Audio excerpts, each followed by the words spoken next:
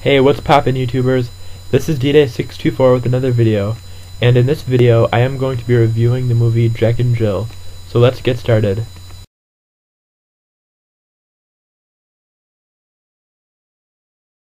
Jack and Jill, who was played by Adam Sandler, is a comedy that was released to theaters in November 2011. It is about a successful advertising executive named Jack Sladelstein, who is living a great life and has everything he wants, until Thanksgiving comes around and his life is abruptly interrupted.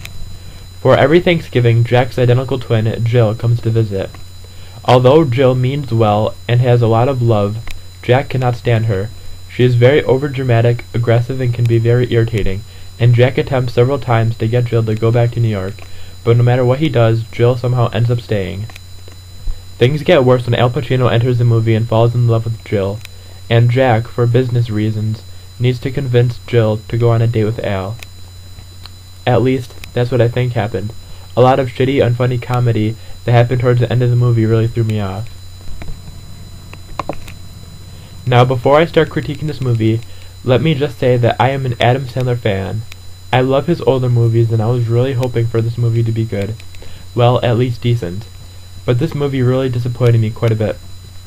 Before this movie, I thought Adam Sandler had enough self-respect to keep from dressing like a drag queen and acting as a girl. I would expect Rob Schneider to do something like this, even David Spade, but not Adam Sandler.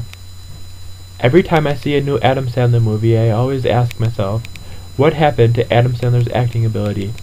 He acted great in the movies Billy Madison, Happy Gilmore, The Waterboy, Mr. Deeds, Big Daddy, and even 50 First Dates. But as of late, his acting has gone down the toilet in movies such as Bedtime Stories, Just Go With It, and the completely underwhelming Grown Ups. In Jack and Jill, you get a mixture of both Adam Sandlers. Sometimes his acting is pretty decent, and everything seems natural, and other times his acting seems really forced and unnatural. The entire first half of the movie is where the majority of the funny scenes take place. The dinner table scene towards the beginning of the movie, the scene where Jill sits on the horse and breaks its legs, and the scene on the game show are all bound to make most of its audience laugh. But disappointingly enough, after the halfway mark in the movie, things start to become less funny and more of the lines that are meant to be funny just become a little too forced and cheesy. The conflict starts to become too unrealistic when Al Pacino comes into the movie and brings a whole new and unnecessary twist to the plot that is kind of hard to follow, and makes the movie more boring. Yes, I said Al Pacino. The Godfather Al Pacino. Think about how desperate he must be to act in this movie.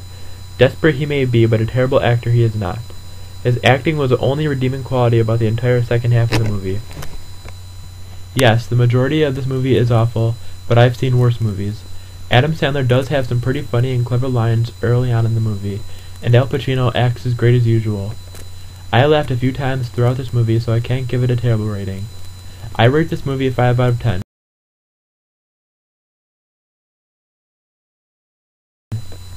In the comments section down below, tell me what you would have rated this movie, and tell me your favorite Adam Sandler movies. So, thanks for listening to my review of the movie Jack and Jill. I hope you enjoyed it. So favorite it, give it a thumbs up, comment, and subscribe, and I'll see you in my next video. Have a great day.